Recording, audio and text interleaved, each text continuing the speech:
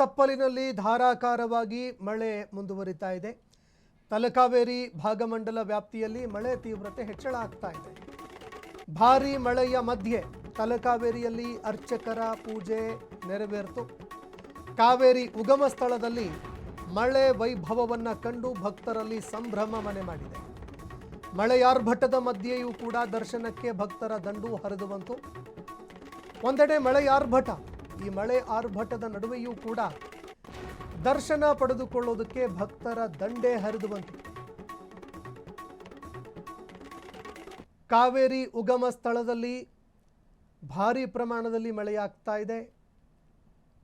ದೃಶ್ಯಾವಳಿಯಲ್ಲಿ ನೋಡ್ತಾ ಇದ್ದೀರಿ. ತಲಕಾವೇರಿಯ ಒಂದು ಪ್ರದೇಶವನ್ನು ನೋಡ್ತಾ ಇದ್ದೀರಾ. ಭಾರೀ ಪ್ರಮಾಣದಲ್ಲಿ ಮಳೆ ಆಗ್ತಾ ಇದೆ.